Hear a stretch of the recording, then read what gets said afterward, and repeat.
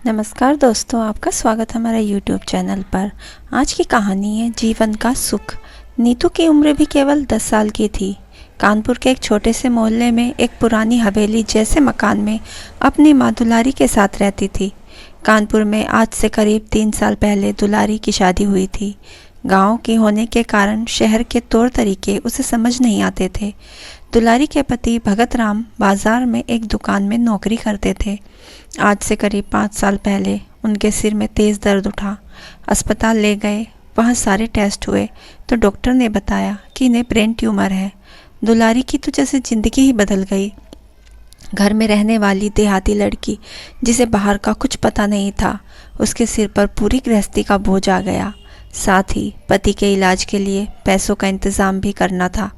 दुलारी ने किसी तरह हिम्मत करके घर से बाहर जाकर काम ढूंढना। 2 घरों में उसे साफ सफाई और खाना बनाने का काम मिल गया। दुलारी सुबह जल्दी से खाना बनाकर और नीतू को भगत जी के पास छोड़कर काम पर निकल जाती। घरों में काम करके दोपहर को वह घर आती और पति और बच्ची को खाना खिलाकर जल्दी जल्दी 2 निवाले खाकर वापस शाम के काम के लिए चली जाती थी। इसी बीच भगत जी की तबीयत बिगड़ती चली जा रही थी। एक दिन वह दुलारी अस्पताल में भगत जी के पास बैठी तो उन्होंने कहा, दुलारी, मुझे लगता है मेरे जाने का समय आ गया है। तू नीतू का ध्यान रखना और जिस हवेली में हम रहते हैं वो मेरे पिताजी के नाम की थी, कभी भी उसे मत छोड़ना। बहुत मजबूरी हो तभी मकान बेचने के बारे में सोचना। नीतू को उन्होंने बहुत से प्यार किया। दुलारी बिना कुछ बोले बस रोए जा रही थी।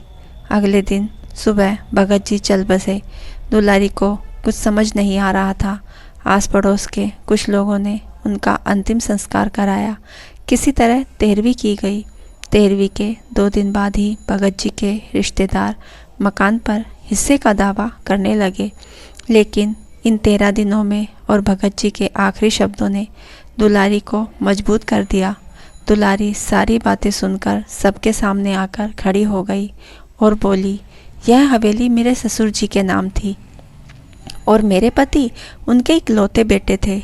इस पर अब मेरा और मेरी बेटी का हक है। आप सब लोग चले जाइए यहाँ से। दुलारी की बात सुनकर जो रिश्तेदार उसे सीधा समझ हवेली लेना चाहते थे, चुपचाप वापस लौट गए। दुलारी सुबह ही नीतू को लेकर काम पर निकल जाती और शाम तक काम कर घर आती। फिर सारी जिम्मेदारी संभाल रही थी। उसका एक ही मकसद रह गया था, नीतू को पढ़ा लिखा कर काबिल बनाना। कुछ दिन बाद दुलारी पैसे इकट्ठे करके नीतू का एक स्कूल में दाखिला करा दिया। धीरे धीरे समय बीत रहा था। आज नीतू 10 साल की हो गई थी।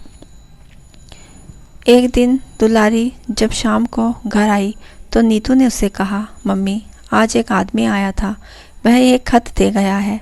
दुलारी ने कहा, बेटा, जरा इसे पढ़कर सुना, मुझे तो पढ़ना नहीं आता। नीतू ने लिफाफा खोला और बोली, अरे माँ, ये तो इंग्लिश में है। इतनी इंग्लिश मैं तो नहीं जानती।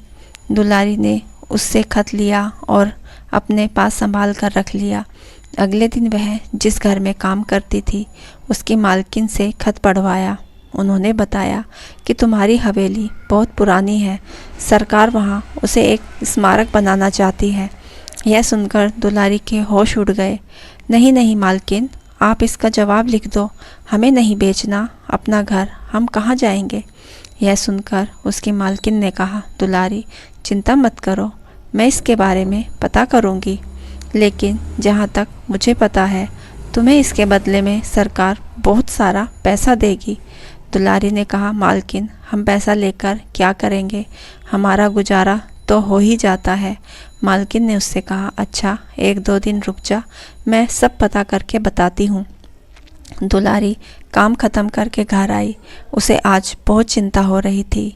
न जाने सरकार कब उसका घर छीन ले। वह कहाँ जाएगी, नीतू का क्या होगा।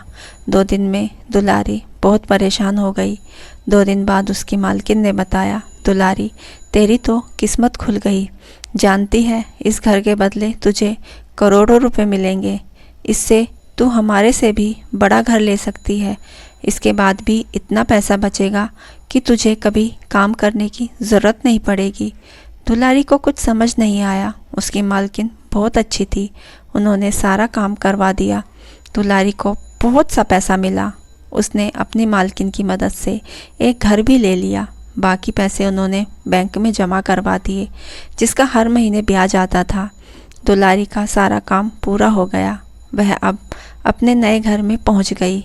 एक दिन वह भगत जी की फ़ोटो के सामने खड़े होकर रो रही थी। नीतू के पूछने पर उसने बताया कि देख बेटी, तेरे पिता के साथ मैं केवल 5 साल रही, लेकिन उन्होंने आखिरी वक्त में अपनी सूझबूझ से मुझे मकान के लिए डटे रहने को कहा, जिससे आज हम यहाँ तक पहुँच पाए। अपने आखिरी समय में भी उन्होंने केवल हमारे बारे में सोचा। उस समय मैं कुछ नहीं जानती थी। हमारी हवेली पर तो रिश्तेदारों का कब्जा कर लेते। यह सुनकर नीतू की आंखों से भी आंसू बहने लगे। वो बोली, काश आज पापा जिंदा होते तो कितने खुश होते। यह सुनकर दुलारी ने कहा, बेटी वो तो अपना काम कर गए। मैंने भी उनका कहना मानकर हवेली को बचा लिया। बस अब उनकी एक और आखिरी इच्छा थी, वो तुझे पूरी करनी है। वे चाहते थे उनकी बेटी बहुत लायक बन जाए। नीतू ने कहा, माँ तुम चिंता मत करो, मैं एक दिन ज़रूर पापा का नाम रोशन करूँगी। दुलारी अब भी सभी घरों में काम करती थी। उसने नीतू का दाखिला एक बड़े स्कूल में करा दिया और अच्छी सी ट्यूशन भी लगवा दी। नीतू पढ़ाई करते हुए एक दिन IAS ऑफिसर बन गई। वह उस दिन घर आई और बोली, माँ देखो पापा का सपना पूरा हो गया, तुम्हारी बेटी कलेक्टर बन गई। माँ अब तुम्हें काम पर जाने की कोई ज़रूरत नहीं, अब आप आराम करो। वैसे भी हमारे पास पैसे की कोई कमी नहीं है। दुलारी बहुत खुश हुई। बेटी आज तूने अपने पिता की आखिरी इच्छा भी पूरी कर दी। जानती है पैसों की ज़रूरत तो बहुत पहले ख़त्म हो गई थी, लेकिन मैं काम इसलिए करती थी जिस काम से तेरा पालन पोषण हुआ, उस काम की मैं बहुत इज्जत करती हूँ। दुलारी और नीतू दोनों भगत जी की फ़ोटो के सामने खड़ी थी। दुलारी ने कुछ देर उनसे बात की, आकर पलंग पर बैठ गई। वह बोली, बस बेटी अब मेरा काम पूरा हो गया, अब मुझे मुक्ति मिल जाएगी। यह कहकर दुलारी एक और लुढ़क गई। नीतू ने भागकर उसे उठाया, लेकिन वह अब कहाँ, वह तो मुक्त हो चुकी थी। नीतू रोते रोते यही सोच रही थी, आखिर मेरी माँ ने क्यों कभी सुख नहीं उठा पाया। आज अब उनके सुख उठाने का समय आया तो भगवान ने उन्हें अपने पास बुला लिया। दोस्तों, हमारी यह इमोशनल कहानी आपको कैसी लगी हमें कमेंट बॉक्स में ज़रूर बताइए। कहानी अच्छी लगी हो तो हमारे चैनल को लाइक, शेयर और सब्सक्राइब करना ना भूलें। कहानी पूरी सुनने के लिए आप सभी का दिल से धन्यवाद।